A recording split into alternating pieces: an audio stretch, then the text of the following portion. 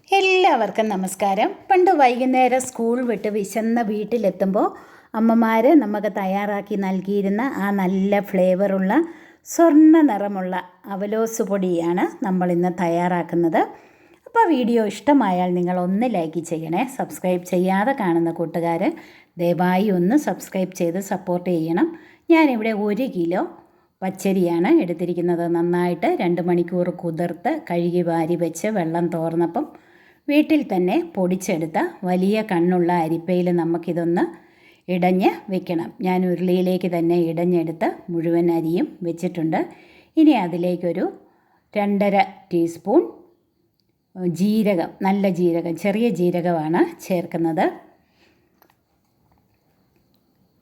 ഇനി നമുക്ക് തേങ്ങ, 1 കിലോ അരിക്ക് 2 തേങ്ങ ചേർക്കാം. തേങ്ങ ചുരണ്ടിയത് ചേർത്ത് അതിലേക്ക് 1 ടീസ്പൂൺ ഉപ്പ് പൊടിയും കൂടെ ചേർത്ത് നന്നായിട്ട് കൈകൊണ്ട് തിരുമ്മി ഒന്ന് യോജിപ്പിക്കണം. നന്നായിട്ട് മിക്സ് ചെയ്യണം.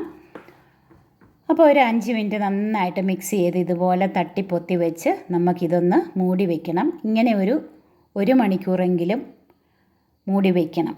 1-2 മണിക്കൂർ ഇരുന്നാൽ ഏറ്റവും നല്ലതാണ്. ഇതിങ്ങനെ നന്നായിട്ട് കവർ ചെയ്തൊന്ന് വയ്ക്കാം. ഇപ്പോൾ ഒരു 1.5 മണിക്കൂർ കഴിഞ്ഞിട്ടുണ്ട്. നന്നായിട്ട് അത് ഒന്നുകൂടെ ഒന്ന് ഇളക്കി നമുക്ക് എടുക്കാം. ഇനി അടുപ്പിൽ തീ കത്തിച്ചാണ് ഞാനിത് വറുത്തെടുക്കുന്നത്. നിങ്ങൾക്ക് സൗകര്യം പോലെ ഗ്യാസ് സ്റ്റോപ്പിലോ ഒക്കെ വെച്ച് നിങ്ങൾക്കിത് വറുത്തെടുക്കാവുന്നതാണ്. ഇപ്പോൾ ഉരുളിയൊക്കെ ഉള്ളതുകൊണ്ട് ഞാൻ അടുപ്പത്ത് വെച്ചത്, അടുപ്പം ഉള്ളത് കൊണ്ട് അങ്ങനെ അങ്ങ് തയ്യാറാക്കാമെന്ന് വെച്ചു. അപ്പോൾ അടുപ്പിൽ വെച്ച് തീയൊക്കെ കത്തിച്ച് നന്നായിട്ട് ഇളക്കണം. അതിൻ്റെ ഓരോരോ ഭാഗം ഞാനിതിൽ കാണിക്കുന്നുണ്ട്. അതിലേക്ക് നമുക്കൊരു ചെറിയ കഷ്ണം ചുക്ക് ചേർത്ത് കൊടുക്കാം. അതുപോലെ ഒരു 5-8 ഏലയ്ക്ക ചേർത്ത് കൊടുക്കാം. ചേർത്ത് നമുക്ക് നന്നായിട്ട് തുടരെ ഇളക്കണം. അപ്പോൾ അടിക്ക് പിടിക്കാതെ നന്നായിട്ട് തന്നെ ഇളക്കണം.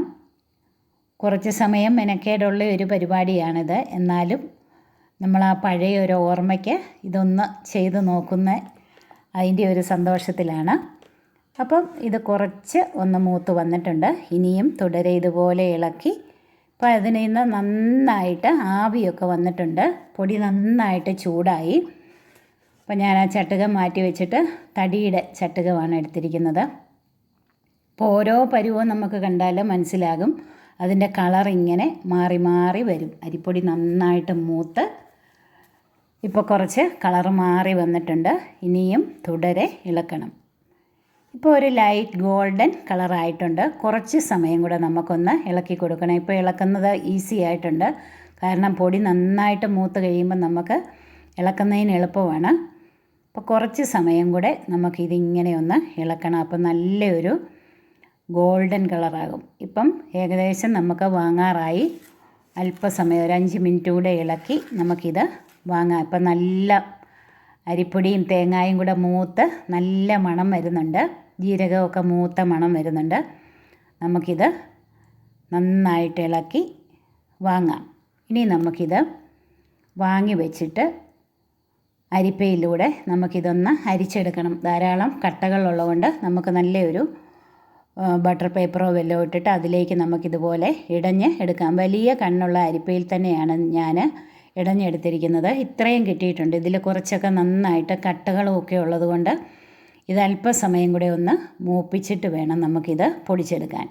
അപ്പോൾ ആ ഇടഞ്ഞെടുത്ത പൊടി ഞാനൊരു വലിയ ചെരുവത്തിലേക്ക്, നല്ല ഉണങ്ങിയ ഒട്ടും വെള്ളമയമില്ലാത്ത പാത്രത്തിലേക്ക് ആക്കി വെച്ചിട്ടുണ്ട്. ചെറിയ ഉരുളിയിൽ നമുക്കിത് ഗ്യാസ് അടുപ്പിൽ വെച്ച് നമുക്കിതൊന്ന് മൂപ്പിച്ചെടുക്കാം.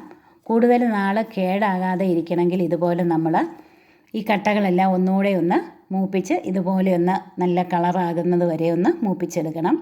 ഇനി നമുക്കിത് അടുപ്പിൽ നിന്ന് വാങ്ങി ഇളക്കി ഒന്ന് തണുക്കുമ്പോഴത്തേക്ക് മിക്സിയുടെ നന്നായിട്ട് ഉണങ്ങിയ ബൗളിലിട്ടിത് പൊടിക്കണം. അതിനു മുമ്പ് നമുക്ക് ഒരു 2 ടേബിൾ സ്പൂൺ എള്ള് ഒരു പാത്രത്തിലിട്ടൊന്ന് ചൂടാക്കി അത് നമുക്ക് ആദ്യം നമ്മൾ ഇടഞ്ഞെടുത്ത് വെച്ചിരുന്ന ആ പൊടിയിലേക്ക് ചേർക്കാം. എള്ളൊക്കെ ചേർത്ത് ഇങ്ങനെ തയ്യാറാക്കുമ്പോൾ നല്ല സ്വാദാണ്. ഒരുപാട് ഹെൽത്തിയുമാണ് എള്ളൊക്കെ ചേർത്താൽ. അപ്പം മിക്സിയുടെ ഉണങ്ങിയ ബൗളിലിട്ട് ഞാൻ ആദ്യത്തെ ട്രിപ്പ് പൊടിച്ച് ചേർത്തിട്ടുണ്ട്. ബാക്കിയുള്ളതും നമുക്കതുപോലെ തന്നെ പൊടിച്ച് ഇതിലേക്ക് ചേർക്കാം.